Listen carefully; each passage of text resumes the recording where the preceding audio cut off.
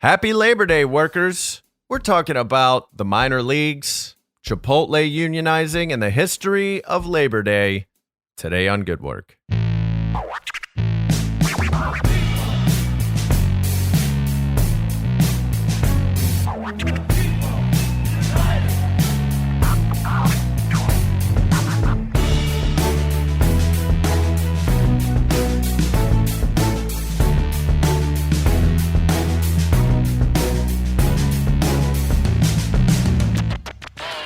Hello, workers of the world, and welcome to Good Work, a roundtable discussion show about the world of working. Working is a major part of our lives, so we should talk about it. I'm James Mastriani. I'm Matt Newell. And I'm Jake Lloyd-Bacon, and we're a bunch of entertainer, writer, comic weirdos in LA and not journalists. A bunch. We're one bunch. We're a gaggle of goons. We're a cluster of bananas.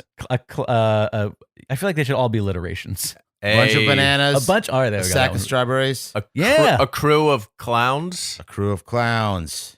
A union of umbrellas. I couldn't come up with a U. I tried to make it on brand. I tried to bring us back to the brand, but it didn't work. Yeah. Well, there you have it. We're not journalists. You'll just edit this. You'll just edit it out, I'm sure. Yeah. You'll leave all my dumb shit in, and you'll edit yourself to make you sound like a fucking genius. Yeah, I'm gonna come up with something really good later, and I'm just gonna drop it in there. Whoa, he just did a haiku. Yeah. Off the top of his head. Also, why were there 17 people laughing? I didn't think there were that many people in the studio. It was weird. How do I know that there were 17 people laughing? You don't hear when you listen to a comedy special, you don't hear exactly the amount of people in an audience. I guesstimate. Yeah, I always guesstimate. That's probably about a 30, 40 person audience. Anyways, you guys want to talk about some labor and some labor news stuff? That's the point of it. Alrighty, let's talk about this story that comes from the chief. We talked a little bit about sports last week. That's my memory of it. Sports. Did we talk about sports? Yeah. What did we? We talked about it. I don't remember what we talked about last week. He's too high. We also, well, MLB Players Association is trying to unionize the minor leagues. Yet Major League Baseball Players Association is attempting to unionize minor leagues, reversing decades of opposition. The association said Monday it's circulating union authorization cards among players with minor league contracts to form a separate bargaining unit from the big leagues. The average major league salary is over $4 million, right? That's a thing that everybody knows. But players with minor league contracts earn as little as $400 a week. Damn. $400 a week for a 6-month season for the minor leagues. That's weird that they're not in a union. Yeah, that is pretty crazy. When I lived in Durham with my parents, when I was out of high school, but like in between college and not, I didn't go. Yeah, I went to college for a little bit, so I lived there. I call it the college years. Yeah, the college years. It doesn't mean that we were in college. Yes, I had the same thing. I think we all three have the same college years, but didn't finish college. So we are the ones you should be listening to. Yeah.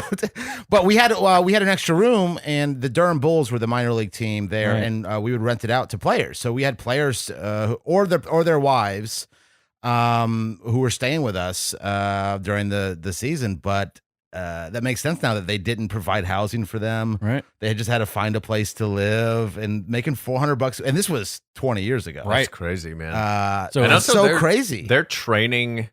I mean, they're training to be professional athletes, so it's not like they're doing less labor to their bodies. They're doing the same amount of work. Totally, yeah. They're just for less people and for less. Oh my god! Accolades. There's a quote here. It says the working conditions facing these players have been nothing short of offensive. Union head Tony Clark wrote in a letter Sunday to players' agents: poverty wages, oppressive reserve rules, discipline without due process, ever-expanding off-season obligations, appropriation of intellectual property, substandard attention to player health and safety, and a chronic lack of respect for minor leaguers as a whole, just to name a few. These cancers sounds like a dream job. Yeah, these cancers on our game exist because minor league players have never had a seat at the bargaining table. It's time for that to change. Yeah, about the appropriation of intellectual property. This is something that was years ago, and this isn't something that I'm seeing in the article immediately, but this is just a conversation I remember, or a topic that came up years ago, where, like, if a major league club of any sort, of any sport that has a minor league club affiliated with it, sells your jersey with your name on it as a college player, you get nothing. You are not allowed to get any money for that.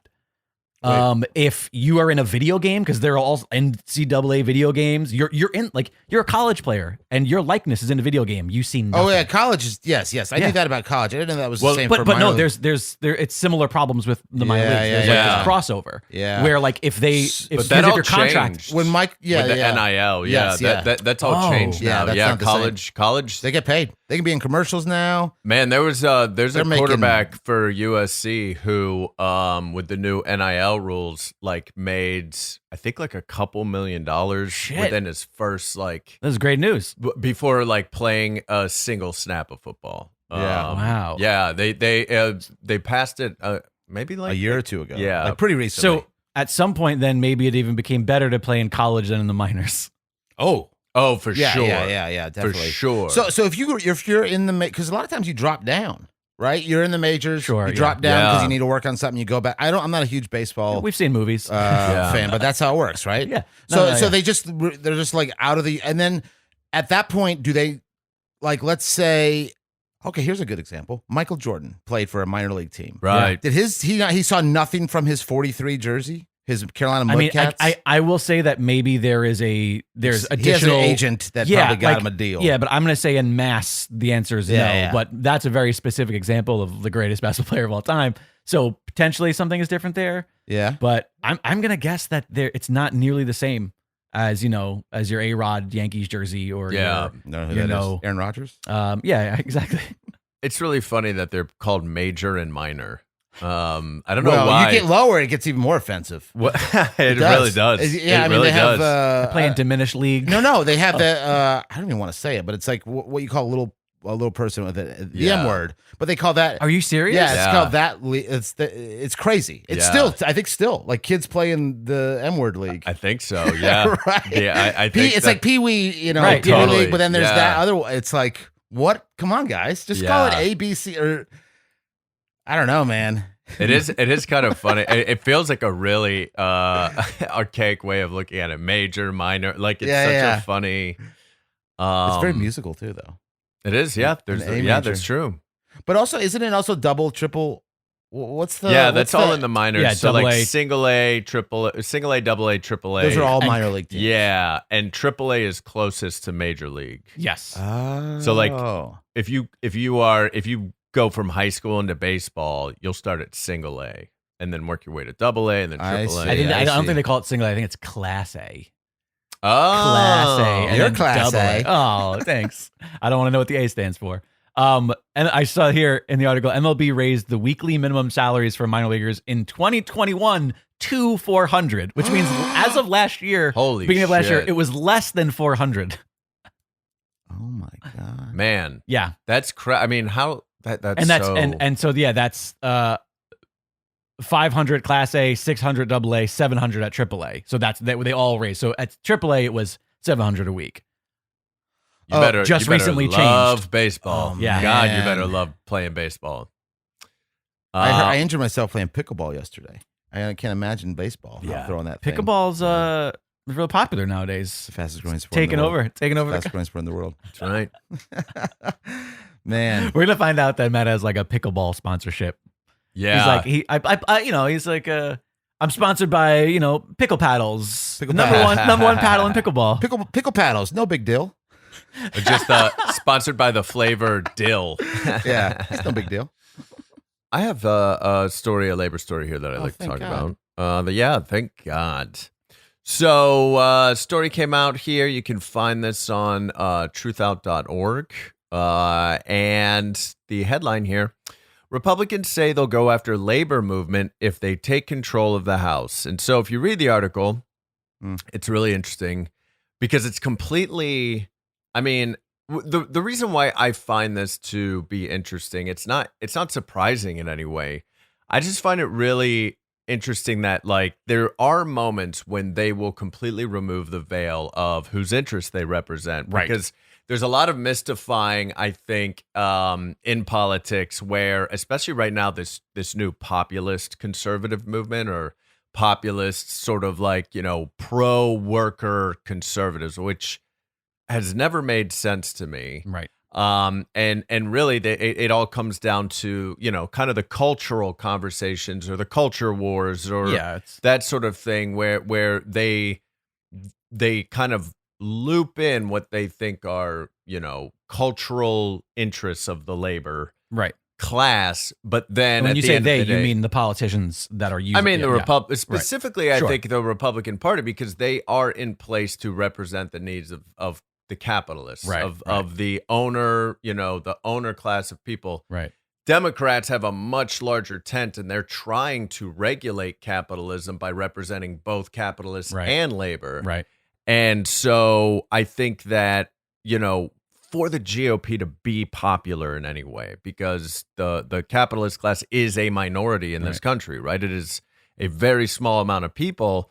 They have to find some way to have solidarity with workers, right? Right. So they seek it through culture. They seek it through, you know, things that don't really fear-mongering. Fear, exactly. But occasionally the veil will come off, and they'll say something like this, where they say that, you know, they're going to be holding 2 oversight hearings a day to hold the labor boards, the Department of Labor, accountable. They never say what they're holding them accountable for.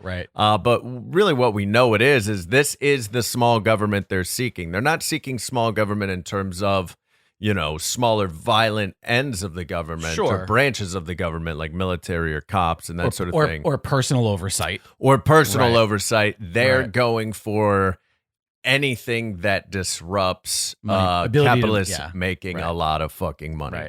Right. This is essentially an example of what the kids saying the quiet part out loud. Absolutely. Yeah. And I think it's so crazy and nobody will, you know, all the conversation in the mass media or will all be about some sort of fucking stupid thing that somebody said or some sort of cultural issue. Like, this will not make its rounds in the national media, right? And like, this is the conversation. This is kind of like what you should be basing your voting on, because the truth of it is like, for the most part, most cultural things are not regulated or in law in the government. It's just a conversation. So when Ted Cruz gets on a podcast and starts, you know, saying dumb shit, it's not like he can do anything about it. You know, we don't put really laws. They don't care about that stuff.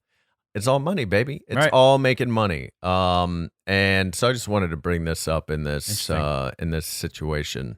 Did it specify in there, like, is it a broad strokes thing of we're going after labor, or is there specific laws or things that they're trying to overturn or that they're trying to reverse? Well, for sure. They you know, they want to try to make the government less friendly to labor unions.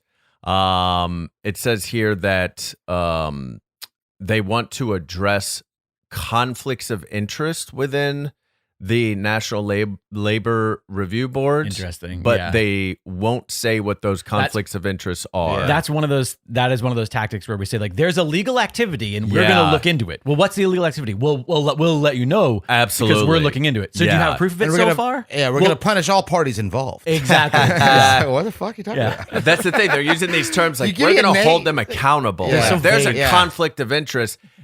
Okay, accountable for what? A conflict of interest of what? Like, say it out loud. They're all of the public's interest. Yeah, that's the conflict. It's like, what are you talking about? Most Republican politicians are just that Nick Kroll character, Bobby Bottle Service, where he just uses like big words, but he uses them wrong. He just knows that they're turns of phrase, so it makes him sound smarter. So it's all like, there's a conflict of interests, and so we they're going to hold accountable the to which for indebtors to which for until further notice. Exactly. We have that's the Republican platform. I know it's. I mean, I feel like that's a politician. You're not wrong. Too. You're not wrong. Like that. Any politician. I'll be vague so I can't get called out on it later. Well, I'm gonna give a little positive news because that was a bummer. Yeah. Let's talk about this week in Starbucks news. Has nothing to do with Starbucks. Yeah. This week in Bucks adjacent. Bucks adjacent, but it does from the coffee bean to the pinto bean or the refried bean or the black bean? I like the black Ooh. beans. I like the black bean. I like the black Is a bean. refried? Is that a pinto to start? I think so. I think it starts as a pinto. I think right? it starts as a pinto. Well, anyway, Michigan Chipotle outlet, the chain's first to unionize. Bum, bum, bum. Good job, Chipotle. The very Nice First- job.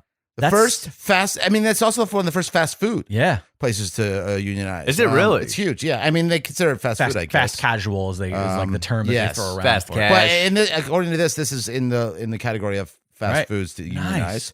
Workers at a Chipotle Mexican Grill, I didn't know that was the full name of it, in Lansing, Michigan, voted to unionize on Thursday, establishing the first union at the fast food chain nationwide. The vote, which took place in the restaurant parking lot, was 11-3 with 2 contested ballots. The election follows a string of first-time union victories led by Gen Z and millennial workers at high-profile companies such as Amazon, Starbucks, so it is Starbucks, Yeah. and Trader Joe's, and Apple. It's Great. It's great. Great news. Right? And especially because they put into their union contracts that we're no longer allowed to say Chipotle. That's good. That's good. That's all that matters. Yeah, Really, that's is really they all that can't say matters. Chipotle. Can't make me not say This it. is from this is My body, my rights. this is from Samantha Smith, an 18-year-old crew member. I'm so excited we won. Being one of the first fast food restaurants to do this definitely proves a point to the entire country that we can do this. This is a spokesperson from Chipotle said this. At Chipotle, our employees are our greatest asset, and we are committed to listening to their needs and continue to improve upon their workplace experience. This is Lori Shalau, Chief Corporate Affairs Officer at Chipotle.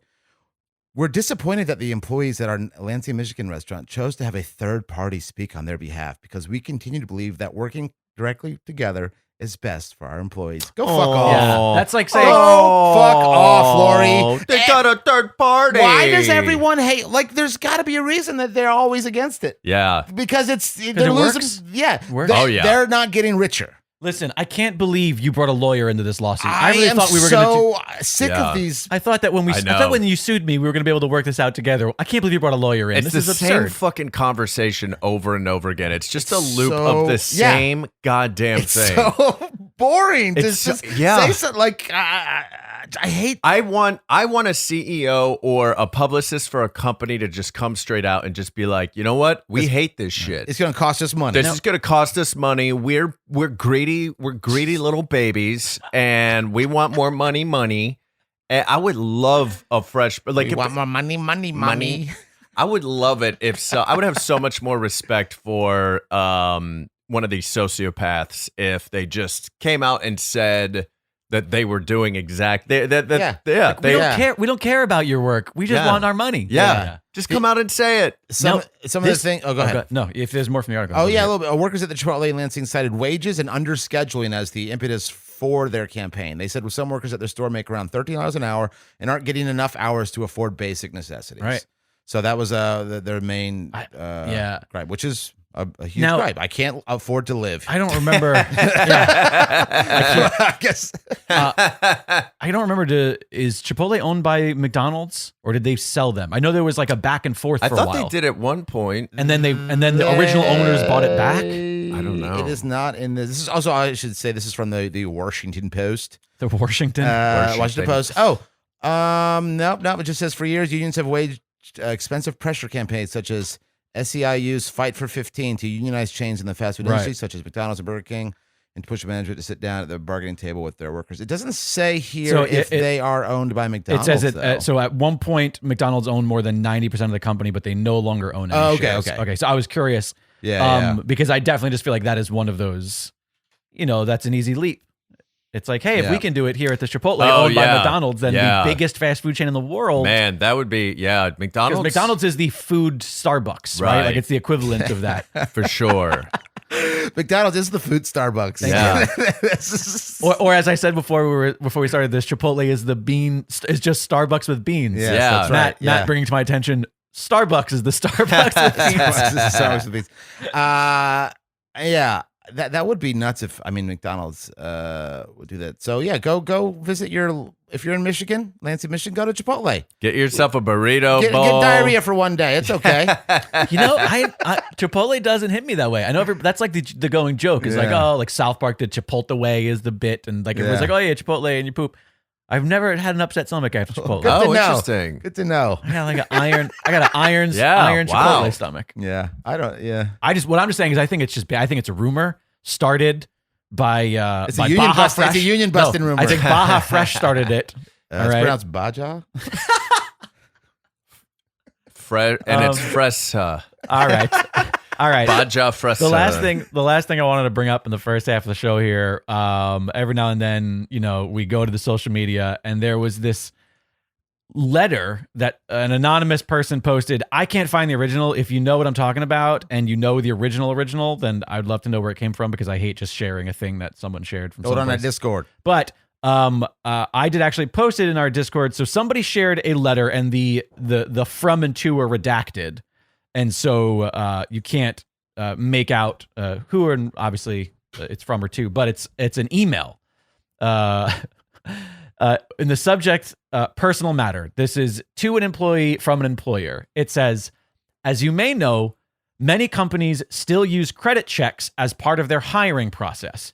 This is to ensure that the employee can be trusted to make sound financial decisions, has the maturity to manage his or her own financial affairs, and to show signs of financial distress that might indicate risk of theft or fraud. While we do not conduct these checks at this time, the gist of the check is valid to us. We have noticed for some time the condition of your vehicle and wanted to discuss the matter with you. No way. It gets worse. We will follow up this email with a personal meeting, but wanted to document this discussion beforehand. Since, of course, your annual salary is known to us, and a newer and more appropriate looking vehicle should be within your financial reach. It is our concern that perhaps you are having a difficult time financially. Frankly, the concern is that if you cannot afford a newer vehicle, then either you may be susceptible to fraud or that you are not responsible for the position you maintain. To be even more frank, it just looks bad. Please let us know if there is a reason that you have not upgraded your vehicle before now. If it is a financial matter, then we will need to know the details of the problems you are having. Perhaps it is as simple that you did not know the concern you are raising. Otherwise, please address this situation as quickly as possible. Oh my God. We will be happy to refer you to dealerships who we have worked with in the past. Sincerely, redacted Vice President, Human Resource Management. Redacted Human Resource Management. God. And the other one is, the other person it's from is Vice President, Finance and Administration. That's so... What the fuck do they... I mean, I guess the only way it matters is if you're a chauffeur. Yeah. Or, you're having to pick people up and drive people around, or clients or something. But here's the thing, is like those people tend to either own their own businesses that they are their own boss, or they have a company car. Yeah, they have a company car. But also, they didn't say the big thing. It was like, we either think that you can't afford a car, or what was the other? It was like they said that maybe you're susceptible to fraud if you're not good with money. Or maybe my boss doesn't pay me enough. Well, it said that, of course, since your annual salary is known to us, so it should be within your financial. Yes, they're making a huge leap. Yes, because what if this person has a massive amount of medical debt or credit debt or student loans? Like this set me in a fury. Yeah, on behalf of the internet, which I'm sure on behalf of dirty car owners. I mean, by the way, I have been in a similar situation. What? I used to drive this old beat up Mazda MX-3. And I was a music teacher, a private teacher, like give lessons, not at a school, but we would go to people's house. And I worked for a company that sent us out on these places. And at one point, the owner was like, listen, your vehicle, it wasn't the Mazda. I ended up buying the Mazda because I had an old 86 Ford Probe. That was my old, or the Laser. It looked like a, Marty we McFly used to car. have one of those. And so, I had this conversation once. It's like, you're going to these very wealthy people's houses and you're pulling up in this beater. And what I told the owner was, yeah, I get so much better tips because of my shitty car. That's funny. And if you would like to organize, and by the way, I turned that into Dalton in Roadhouse, where he has that shitty, he has that nice Mercedes hidden under in the barn. Yeah. And then he has that shitty car because people always throw shit at it. Yeah, exactly. Yeah, you got that. You have a nice car at home. You just use that for the thing tips. is I actually did turn this into a contract to have him buy me a new car, which is why I got the Mazda. Because I signed I'll continue to work here for a year and I won't accept a raise, like meaning I'm not going to ask for a raise in the next year. Instead, buy me this vehicle. And that's a pretty good deal. I turned it into a thing, but it's still, I don't know. This to me is absurd. This is clearly some hoity-shitty like finance company. I want to know or something. what they do. I'm so desperate. It matters to know. so much, actually. Like to me, like what. But also it doesn't. It doesn't, but it does. It like does. I want to picture it. Yeah, exactly. That's what it is. Yeah, That's all, I just want to what see is like the job that they would like. What if it's a construction worker. Yeah, right. It does matter a little bit, or if it's or what if they just take the bus and they're like, your car. Yes, is we've filthy. noticed you pulling up. It's full of people. It's full of other strangers who drive it around. It's got a big box of change up front. or even better, plus like it looks like an accordion in the middle. It keeps stopping. Or he like works on an oil rig.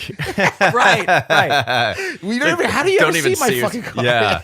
So I don't know. Is it an But astronaut? Yeah, but most likely it's probably just some fucking place that sells insurance. Yep, exactly. You know what I It's- mean? It's probably it's some place optics. that's like, or in real estate or something. Because I feel like those companies are usually have that like sense of kind of the delusions of grandeur about dressing up themselves. and they're not, yeah, for sure. Me and Mary, me and my wife were looking for a house.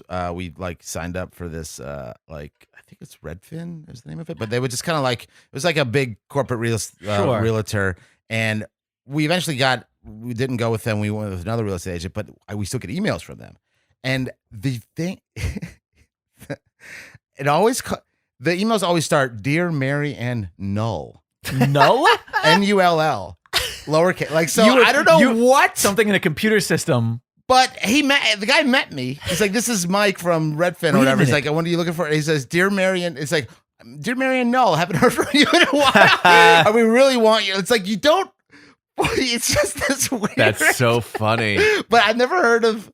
Well, is it So like funny. an autocorrect? My guess is it's some sort of automated thing that populates and Yes. The and null. somebody entered in a name wrong or a thing wrong in a spreadsheet, And they never checked it. and the spreadsheet wrote null, which is what you write when it's Yes. not valid. Yeah, so maybe they wrote numbers instead of writing letters. They wrote accidentally typed 6489 hit a is 1. my name or something. There you go. Or were you eating something dry when you said your name? Like, were you like No. eating a dry cracker and I'm just Mr. like, Null. Matt Knoll, I was eating uncooked quinoa. uncooked quinoa? It goes I great. think that.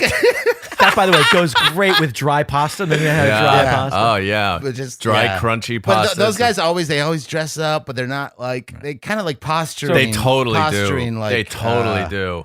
Yeah. So what would your reaction to this letter be? Would it be and I quit? Would it be like, all right, I'm out of here. Bye. I would totally quit. Oh, I would say no. Right. No. Yeah. And then if they like, My response would be I've if, quit environment. jobs for way Right, fucking less. same. I've If got you fired would- for way less. Yeah. if you would like to purchase a car for me for the optics of the company, I will gladly welcome that.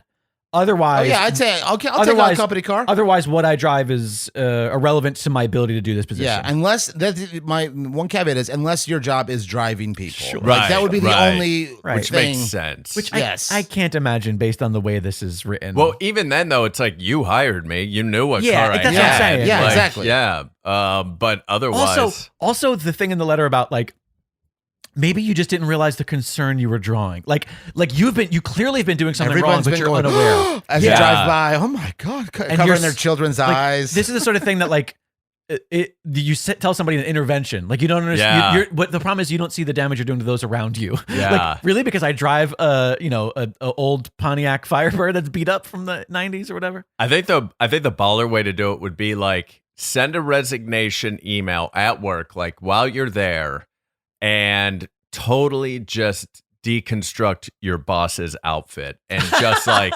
how fucking cheap you think their jacket is. Like you saw a Hire- little scuff on their pants. You got to hire like a teenage girl Oh, to yeah, just yeah. to just cut them Yeah. down. so your answer to this is child labor, Jake. No, well paid. I said You hire. said child labor, still child labor. I said a teenage girl. 18 year Oh, old. Look at you. 18, well paid, All right. paid. Well paid. Benefits for the day. If you get hurt on your Yeah. 1 day of employment. Yeah. What a fucking, oh my What a- God. So this- I hate these people. This whole thing kind of triggered another thought that I had that stemmed from a personal experience in the most recent weeks. And that was separating yourself from your employer. And what I mean by that is when you are an employee, do you use the term we or I when referencing something the company you work for does? So for example, you gave the example before we started recording, Matt, of like going into a store or Starbucks and them saying like, oh, I'm all out of whatever. I'm all out of cocoa right now. Yeah, exactly. And you being like, well, you're not the store you work for is out of it. Furthermore, do you say, oh no, we don't offer that? Or do you say, oh no, the company doesn't offer that? I think when I worked at Pete's, I would say we, I think. Really? We're out of that. We don't have that right now. Just, right. And so I think that in like a retail or a food scenario where you're like, well, I am a part of a team here with my colleagues. Yeah, that's what it felt like. It's like none of us here. I wasn't thinking. I mean, I guess I was thinking we don't carry that. It's like we as the company doesn't carry that. But yeah, I would say that. So I guess it depends on the position, because maybe I haven't had a position like that in so long that it's escaped my brain. In a position that I currently hold, I kind of came under fire for discussing The Office and they instead of me or we. You got in trouble? Well, let's say a conversation. I didn't get in trouble, but a conversation was brought up, and so the way that I thought it was like, I'm merely an employee, merely a representative of a company that I have no control over. I don't make rules. I don't I have no say. Yeah. And I guess when you are in a position where you don't have any clout and you are simply a branch, you're a limb, or even at some points what I consider myself a messenger, a voice, just a middleman, then to me, it's not, there's nothing wrong with separating yourself from the company. I'm not going to sign my name to something and say that I am blank, blank, blank of blank company. Right. And this is the information I am giving you. Yeah, it's weird to get called out on. I mean, I guess to me, it doesn't matter one way or the other. I was like, it's almost like, I mean, not even regional, but like it's just like how you like you might where you grow up, or maybe. Just like your accent or whatever. Right. But like I would, but to be called down on it is weird. It's like you gotta say us. Right. Well, or more so is that they don't want, the higher ups don't want you to not take the blame. They don't want you to have, because essentially I want responsibility for shit I don't control. Yes, exactly. Right? Yeah. And that's come up in a few times throughout, especially as a freelancer. There are times where I'm hired for 2 days on a thing for a company I have nothing to do with. I'm there as an independent contractor. Yeah. And I'm not going to speak on behalf of a company. I'm not going to speak on behalf of a company. I'm not going to be responsible for telling a potential customer or client something that I don't actually know or may get wrong. Yeah. Would you say when you were at a restaurant and they're like, hey, can I get whatever when you were a waiter and you were out of a certain dish, did you say, we're out of that? Like, here, hi, excuse me. Hi, excuse me. Yeah, hi. I'd like to order now, please. You've just been covered in weed smoke. Yeah, sorry, I was smoking weed. Sticks to you. Yeah, I was. Well, yeah, it just. I was smoking weed. I'm not gonna lie. That's okay. What can I get you? Me and my kids will take we're gonna split some onion rings. Do you have those? Unfortunately, this place doesn't have any onion rings. Okay. But I do. Oh shit! What a twist! Oh my God! Where were those? Jeez Louise! Did M. Night Shyamalan direct this? Yeah, it's in the back of my Honda Fit. I've got tons of onion rings. All right. Do you have aioli? I don't have aioli. All right, but they do. Did you? What do you think you said?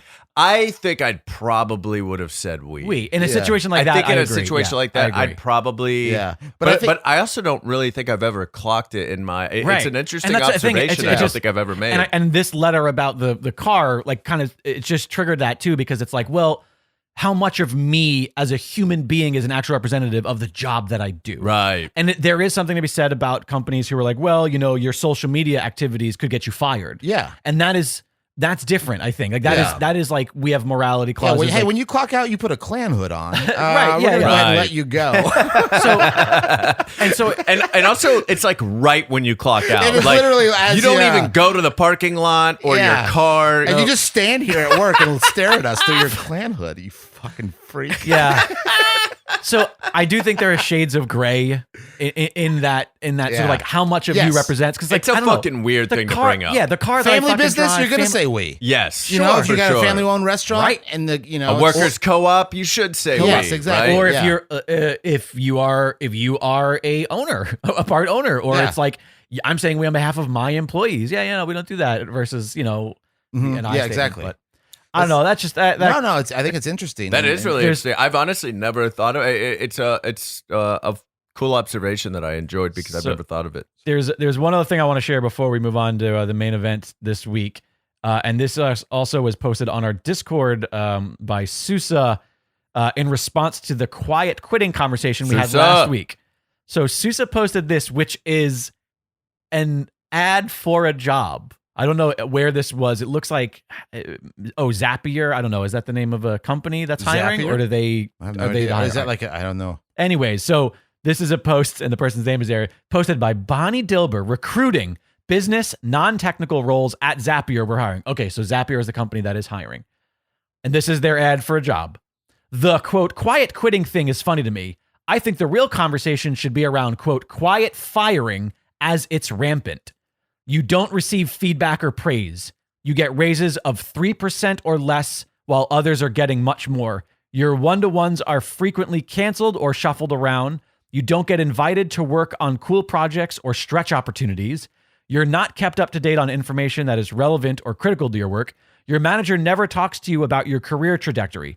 This happens all the time. Yeah. It works for great companies. Eventually, you'll either feel so incompetent, isolated, or unappreciated that you'll go find a new job, and they never have to deal with a development plan or offer severance. Or your performance will slip enough due to the lack of support that they'll be able to let you go. Instead of worrying about, quote, quiet quitting, I'd encourage companies to look at their management practices and identify. Spitting bars. Yeah, we brought that. I think we Yeah. even said quiet firing last week Right. too. We Yeah. were talking Yeah. a little Yeah. bit about it, but that's a great point. But that like articulates it in such Right. in such a succinct way. And they go on to say, like, we need to identify places where people are being quietly fired by poor managers who don't want to do work, support, train, and coach their teams. So this is a person who is like, this is their thought process on hiring. So it seems like if you're looking for a job at Zapier, reach out to Bonnie Dilber. It seems like she's probably going to be a decent boss. Yeah, that's Zapier is the place what is that? I don't know. I was curious myself. Oh, okay. Zapier. Oh, their software. Actually, no, wait. I've used Zapier products. Yeah. They're a software company. They have stuff online that helps like automatic integrations. Like, for example, if I wanted to set up something where every time we post on social media, it also posts on Discord, like I can use Zapier to set stuff like that up. They're also a software company. You can get apps made, you can get all that. So they're just a software. When you said the name, I was thinking of Sephora. The makeup store? Yeah, I was like, I think my girlfriend goes there sometimes. But I realized it's Sephora is a makeup. Yeah, Yeah, that's what. Yeah, I was thinking. of Anyways, that one. well, there you have it.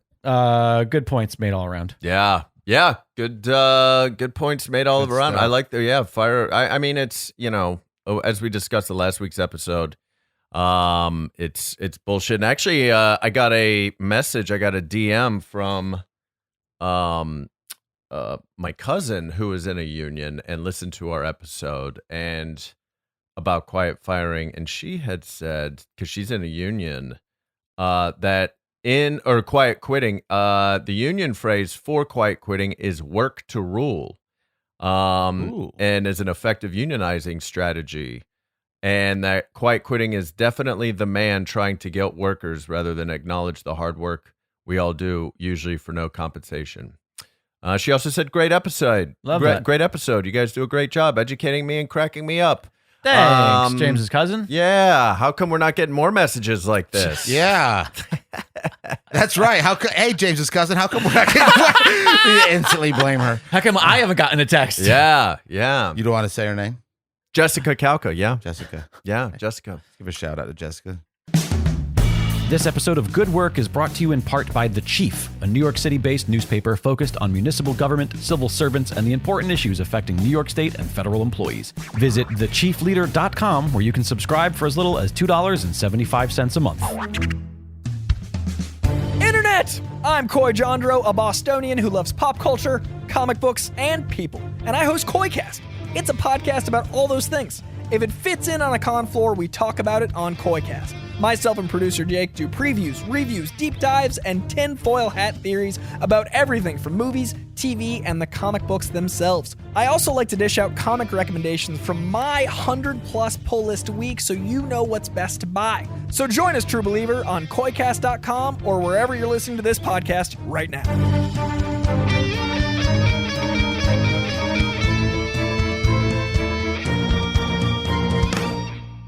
Welcome back, workers. And so today is Labor Day. If you're listening to this on Monday, September 5th? Yeah. Maybe? Remember the 5th of September. That's I think right. that's the popular saying. Mm-hmm. That is the saying. So happy Labor Day, first of all. But then also maybe not happy Labor Day. We're going to talk about it. We're going to talk about it. Controversial. Well, because, you know, we're going to talk a little bit about the history of Labor Day, and I'll be honest, it kind of feels a little bit like a performative gesture to kind of calm down some masses. Really? And what it's kind of turned into is really interesting as well, just through Mattress sales. Yeah. 100%. Capitalism. Yeah. Mattress sales, yeah. It's become, it's what's happened is the capitalist class has now taken ownership over Labor Day, and it's more about solidarity of consumers, not laborers. So Interesting. it's all about sales. Right. It's all about how can we get, and even we'll jump to this really fast too, which I think is really interesting. A lot of states don't start the school year until after Labor Day because the amusement park industry successfully lobbied them to take advantage of the last 3-day weekend in the summertime. Wow. The amusement park industry. I always thought... Is that fucking crazy? I always thought... so we're... for the most part, I think we're all East Coast... we're North and Northeast Coast schooled, right? South. Where did you go to school? North John? Carolina. North Carolina, right. Sorry, I forgot about that. All right, so... But it's still East Coast, so I'm wondering if it's the same thing where you start school in like September, late September. I can't remember. Or mid. Because, can't well, the fucking reason I say remember. so is when I moved out here... My brother's family's in Vegas. It was astounding to me that they were going to school so early in the summer. Oh, yeah. I have friends And- whose kids were going to school early, and and they my would take a thought- break for Labor Day. See, my thought was that it had to do with the weather. Was that like the summer months, they can't stay in school later here and like out to the west because the heat is so much greater during the month of June or whatever the last month of the, like The heat was worse in the South than out here. yeah, I'm sure Yeah. of it. But- So I don't So- think it's weather. so this It's is definitely not. Yeah. This is crazy because I always Yeah. thought Oh, that that's that was interesting. the leap that I always made. Like, oh, it must be because Because then they Yeah. also have Yeah. year-round schools. yeah, and Totally. they go to summer school too, no matter what kind of where you are. But so Oh, that's interesting. crazy. The Yeah. theme parks. the amusement park industry, which is so interesting. I mean, like, I guess it makes sense. And it was that. I know we're in Southern California, so there's a lot of them around us, but Right. there's not that many. They don't feel like that powerful across the nation, right. Right? Like, you You wouldn't would think. think. Yeah. It was all Action Park in New Jersey. It was all that one with like Yeah, run, the by one- mob, yeah, yeah. run by mob guys. Does that, or was it called? Was it called Action Park? Yeah, Was that Action the- Park, yeah. That was like the fake name for it, though, right? No, it was called Action Oh, Park. Class Action Park. That was the Oh, documentary. that was the documentary by that's right. yeah. I think that there was even a law in Virginia because they reversed it recently, and I think it was called. Is the amusement park there King's Dominion? Yep. Yes. I went there. It was Yeah. called the King's been there. Dominion. That was law. that and Busch Gardens were our ones we would drive yeah. to. Oh, And that's Carowinds. right. Carowinds is in Charlotte, I think. I can't. It might have been the Busch Gardens. So I think we're law learning now. there are a ton of theme parks. There There are more are. than They enough. are, There but are. like Right. we didn't go to them. But you know what, though? They Here's- didn't feel like. But if I guess this is the if problem. they have enough money to just reach some Yeah, I know. politicians, And then also, they're, you know, let's not forget, like the two major ones, Universal and Disney. If they had anything to do with this, that's all you need. All Yeah. you need is that fucking mouse to do. Yeah, that mouse gets shit Yeah, done. he gets what he wants. that fucking So, robber all right. baron. About Labor Day, Yeah. I still I don't think I have any idea. I assume Labor Day started a long time ago. It was like, oh, let's give some people a day off. Like but that's the extent of my knowledge of Labor Day. Well, let me tell you right now, my friend. I guarantee you up until the point where I was like 12, I thought it had to do with women who gave birth. Yeah. Like when I was a kid, I was like, Labor Day. I thought it had to do with Labrador retrievers. Labrador. Alrighty, there's the name of this week's show. Labrador. Labrador retrievers. Also, I don't think a Labrador retriever is even the name. Isn't it like a golden retriever? Isn't it just a Labrador its own thing? No, Labrador retriever. They're all retriever class, but they're from the Labrador Island in Canada. Laborador. Laborador retriever. Yeah. Labrador retriever. So no, actually, Labor Day Labor Day is specific to America, right? Over in Europe and internationally, it's known as May Day, which is May 1st. And America decided, specifically Grover Cleveland did not want it to be on May 1st because he felt like in Europe, socialists, anarchists, and unionists are much more popular, and he felt like May Day was more a celebration of socialism, anarchism, and unionism as opposed to the labor class. So, and also the Haymarket riot of Chicago took place on May 4th of 1886, and he was worried that there would be some sort that it would look like, hey, let's celebrate setting off a bomb. And that's Star Wars Day now. And now it's Star Wars Day. So you said that was the Haymarket riots? That's right, which we should dive into sometime. Yeah, I'm not familiar with these. Yeah, this was a match. So at this point, so let's just set up the context really fast for our listeners. In the late 1800s, the labor class had pretty much just been worked pretty close to the lowest point, I think, physically and mentally people can get, right? 12 hours a day, 7 days a week, all throughout the Industrial Revolution. People like the Rockefellers and the Carnegies. And it was also at this time that police were established. And, you know, the police, their original initial job was to make sure people didn't steal from capitalists and to make sure people went to work. And it was a way of regulating labor. So the entirety of society was pretty much, very, very low government regulation, very, very low government programs. You know, you hear a lot about people. If any. It sounds like no versus low. It's pretty much a libertarian's dream, right? It's a, as close that you can get to the type of what's that French term for that type of capitalism where it's just like no, you're the smart one. You have to tell us. I can't remember what it's called. Laissez-faire. It's like very close to laissez-faire capitalism where it's just like, nope, the government, we're gonna let these companies do whatever the fuck they want. Right. So in 1894, you have the Pullman strike in the city of Pullman. In the state of what? Illinois. Okay. And so what's interesting about this is another thing that existed at this time because of a lack of government regulation of capitalism. You had company towns, and company towns were like Pullman, where the head of the company also owned the town, and you paid rent to that same person that you worked for. You could own a town? You could back then. Industry towns, company towns were so common, especially in the South as well. And there was like a famous one in West Virginia where the CEO of this company who ran this town also printed his own money. So nobody got paid American dollars. Everybody got paid the money he printed that you had to shop in his grocery stores. Pay rent to and his pay rent to land. him, and he got all the profits. Fucking genius. So sociopathic. And so in Pullman, I can't. I'm That still seems wrapping my head. ridiculous. It's- That seems so crazy that It seems like a movie villain. went along Yeah. with that. Like it's like I was gonna make my own money. yeah. I mean, that's so funny. Well, it's also because, like, if you think about, at this point in history, What year is this? 1860? this is in the late 1800s. Late 1800s. Yeah. Okay. But all throughout, the mid 1800s, when the Industrial Revolution was just ravishing labors, like we also were still kind of transitioning from a feudalist kind of, the world was, right, a feudalist state. And without that government regulation, what you get is whoever owns private property has the power and is king. And they still have that, but there is a little bit, not much, but a little bit of regulating that. So essentially, like, you could, if you owned private property, there was nobody to like prevent you from having a company town at that time, right? And so in this company town of Pullman, George Pullman, who, by the way, was drafted to fight for the Union and used his daddy's money to pay his way out. Just wanted to put a little character flaw in there for you. As if this wasn't enough. Yeah. As opposed to Bill Pullman, who's a fantastic, right? Rest in peace. Yeah. Please. And he fought loyally for the unions.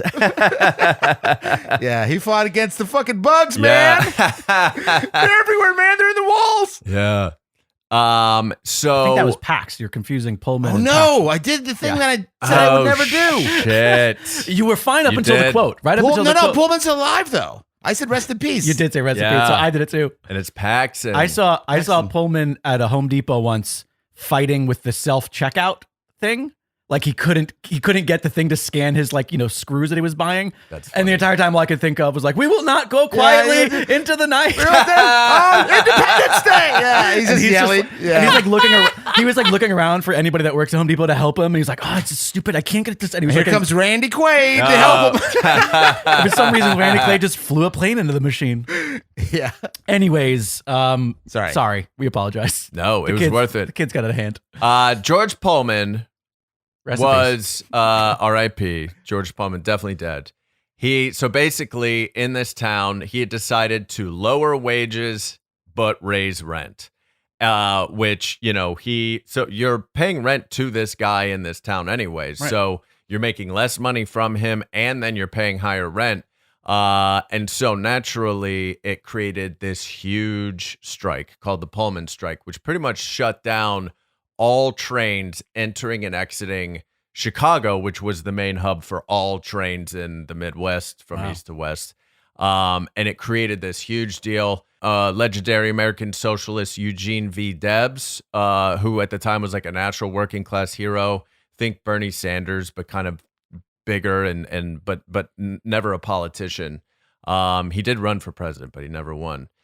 He went to Pullman to strike with the workers, and it became this big national story. And thousands of workers are striking. Violence is escalating. The police start just openly firing on strikers, which was very common back then. I mean, they would literally just be executing people. if you were picketing. The heads of the company, the owner of the company would hire police off duty to just come with batons and beat picketers. Jesus. And so all of this is escalating, and this pressure is on Grover Cleveland, our greatest president. Everybody loves Grover Cleveland, and I don't know if that's true. There's a Muppet named after him. I know, Yeah. that was my first grab. Was Yeah. Muppet And a state. That's true. Yeah. The state of Cleveland. Oh, yeah.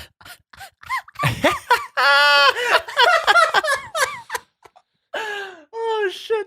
And so basically there had been a couple of like random parades throughout the last few years that were dedicated to labor, and they were called the Labor Day parades, but Labor Day had not been Right. any sort of like It was a thing that they made. Like today's gonna be our Labor Day. Like Exactly. it's not on a specific date of the year Yeah. or a holiday. Exactly. And so kind of extending an olive branch to kind of quell a little bit of the tensions, Grover Cleveland made the first Monday of September, Labor Day, in honor of the labor class, to give everybody the day off.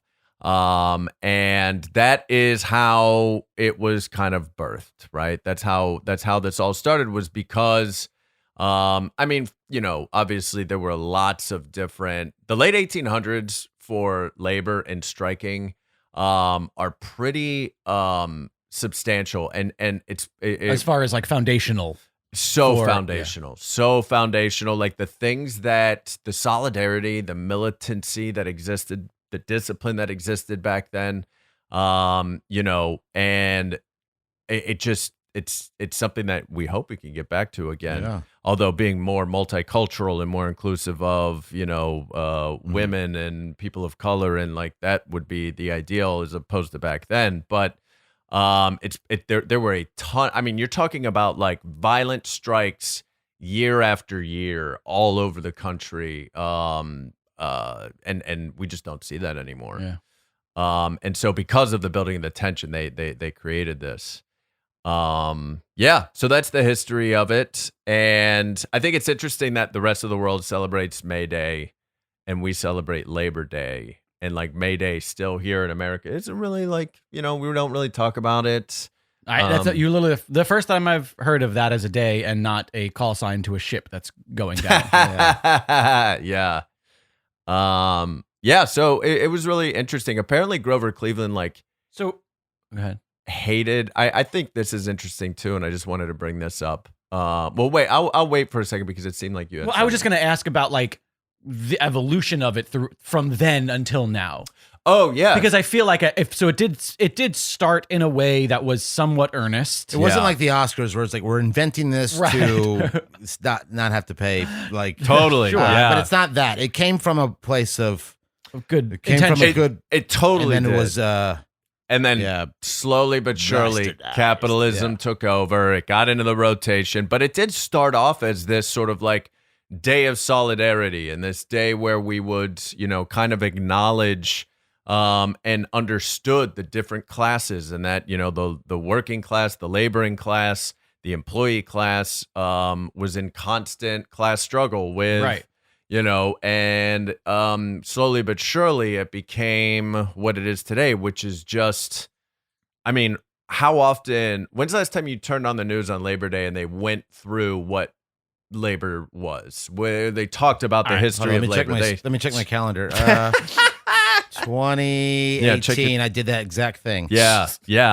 I it's know. sales. It's like it is. Yeah. It's just I mean, car the name, sales and the name Yeah. is, and I Meaningless. made a joke earlier, not entirely fictional. Like when I was a kid, I definitely thought Labor Day had to do the name's with, meaningless. and so because of that, I do feel like that is a symptom of the advertising because I don't remember ever a lesson even. I in mix it school. up with Memorial Day. Yeah. Oh, me I too. don't know which one's which, I and do the one's same about thing. a war veteran. I do the same exact one's thing. about labor unions. You You're know, right. it's like there's completely different days, but I'm like, one's summer starts, one summer ends. Yeah. And that's all you know. Totally. And really, it's now they're just both about barbecues. Barbecues and sales, and like sales, you said, sales. ultimately, Car sales. and I can imagine the argument of somebody being like, well, it is still good for laborers because the things you want to buy are cheaper, so you're saving money, so we're giving back. Yeah. Make no mistake, those sales aren't hurting the companies. They're still making them a ton more money. So much. It's just like the Black Friday where most retail companies make their entire year in 3 days. Yep. Of offering you They deals get that are still they marked get back up in the black. 30%. That's what it exactly. Yeah. Yeah. Out of the red. And Labor Day weekend is the amusement park industry's Black Friday, essentially. Right. Is like Right. it's Is their- it? Yeah. Not this weekend though. 'cause Oh, of the heat wave. The heat wave here in SoCal, California. Yeah. But one thing I think it's interesting too is like when you look at how it started, when there was a little bit more class solidarity and people did see themselves as, being fellow labor class. And now I feel like we're so mystified. We don't even view each other anymore as like you're in the labor class. Now everybody views each other as in the consumer class, right? We view each other as we're all consumers. We're all buyers, and like that has kind of supplanted this solidarity with. Yeah, it's really interesting. Yeah, I don't know. It's like the very kind of corny, trite thing to be like, all holidays are just invented for greeting card companies, and like that sort of cynical nature of like, well, but it's kind of true. Most of the stuff is Pretty just true. to sell you crap. Yeah, it's pretty true. Yeah, for sure. It was so interesting. I was talking to somebody. This is totally anecdotal, but I was talking to somebody recently who had like grew up in a really specific Christian like sect. I can't remember what it was. Okay. And what they were saying is like their preacher or pastor or whatever this sect would call that would constantly go on rants in church about like being anti-union, like promoting anti-union, promoting anti-labor, like which I think is really interesting and fucking weird and You know, it not to Yeah, you should be telling them all the rituals they got to do so they can get Can to I- heaven or whatever. Yeah. Yeah, it's Can I- weird. it is. Can I could shed a light because this was mine. It wasn't me. Oh, really? It wasn't me you were talking about. No, I know. It's so wasn't it? funny if this But- was earlier in the podcast. You guys had this conversation. Like, put the, Yeah, put- guys, that was you two. Yeah, that was earlier in the episode. Like, God, this weed is strong. Yeah. I grew up in a non-denominational Christian church. I put the quotes around church because they only call themselves a church so that they can get tax benefits. They did not refer to themselves as a church, in church. Mhm. It was Bible school. And it was like line by line, verse by verse, Hebrew interpretations of the original language, all that sort of stuff. Yeah. Very much a cult. This is not me, speaking down to anybody out there who is of faith or has beliefs of any sort. But this specific version of what we were taught was very cult-like. We were not supposed to hang out with people who did not go to our church. We were not supposed to join any club or union that would circumvent the bonds of your church members. So do you think so? Joining a union would be Hilarious. against, because it would be like that's like it's making the union your church. It's Right. putting another organization. This was so much of a problem that I had to argue about like whether or not it was okay to be on the baseball team. That's what I was just going to ask. What did like teams teams count? and stuff Yeah. like that. Like it was weird. There was some weird shit going on. This was a weird place that I grew up in. But Yeah. so yeah, so sounds it like could be that. UCB. What'd you say? Sounds like UCB. Sounds like used to be. or IO. Let's not. Or let's IO. not. Let's I not. never Or the attended groundlings. IO. Yeah. But anyways, yeah, it could be that. It could be Yeah. that but it also could be that he was just indoctrinated with some Republican nonsense where, That's what's crazy to me Fox too. Is News like told him enough stuff. To go back to that cynical thing, right? It's like even capitalism goes into spirituality or what. Like I'm not really a spiritual person, but I don't fault anybody for seeking that side of them, right. Of themselves. But there are times when it's like I can't tell how earnest it is, right? I can't tell. There's so many Completely. people that it feels like their job. It all feels like like they're all bullshitting. Absolutely, Yeah. like they're Sometimes, just there yeah. to prop up hierarchies and Right. say like the Both current sides. But- Like yeah, every totally. side. Even the opposite of that side. Well, he still has ulterior motives. You're Yeah. like, what?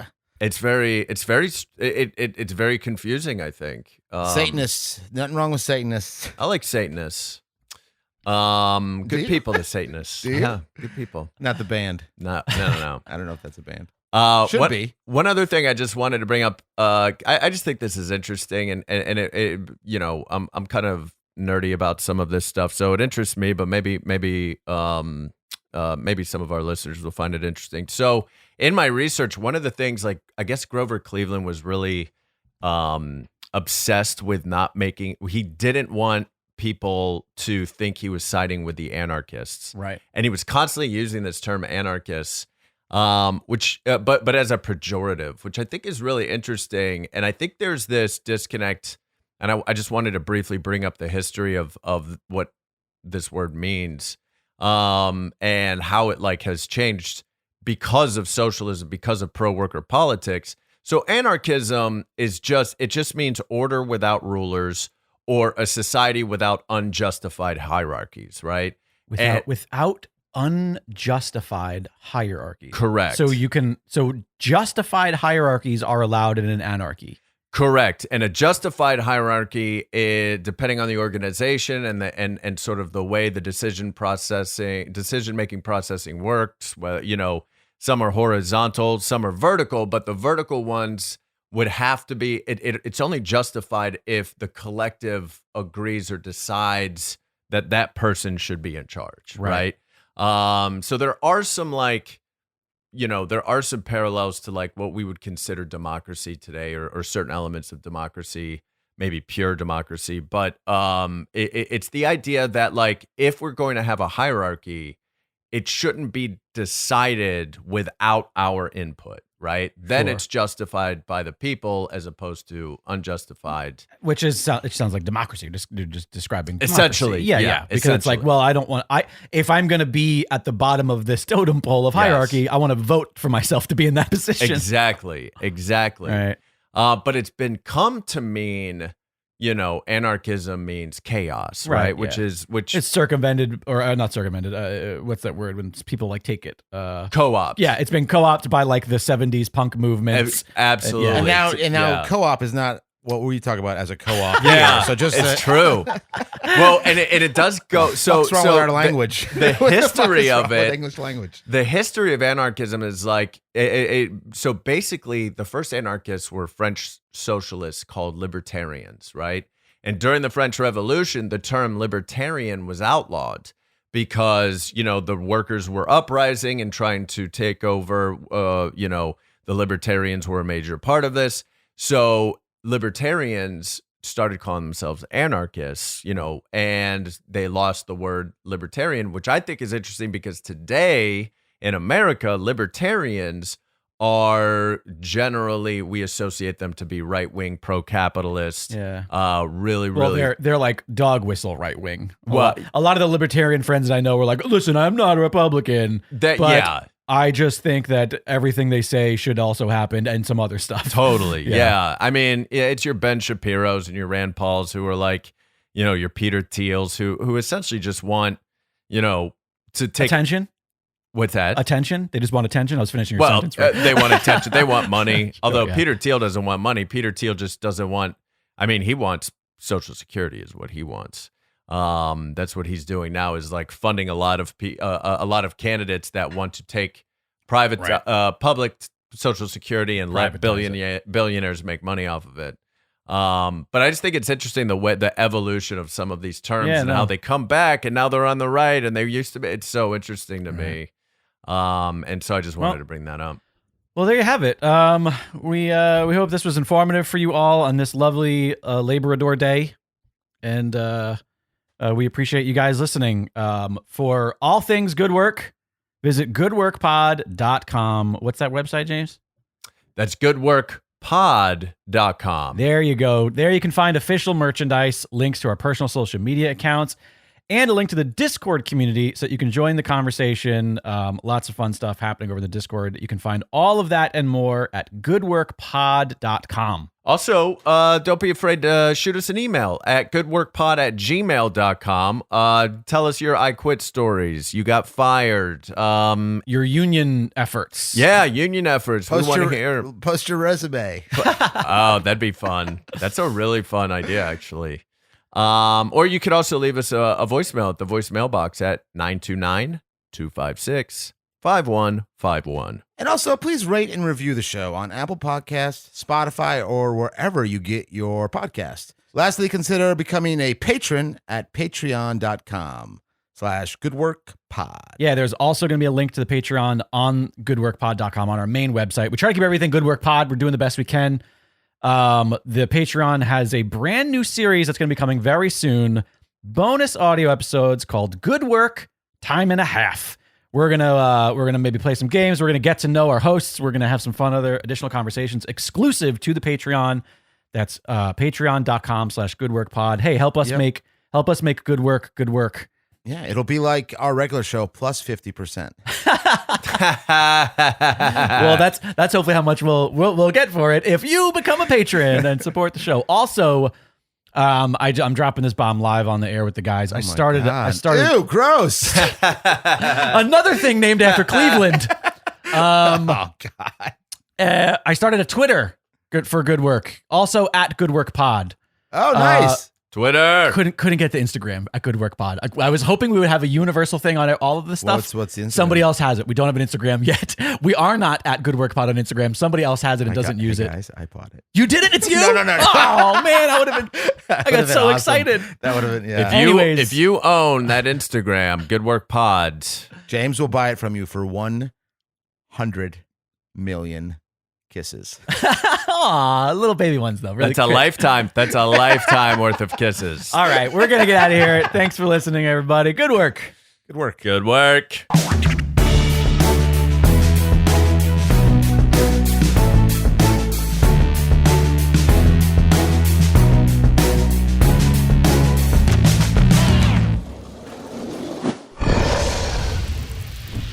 Dragon Wagon.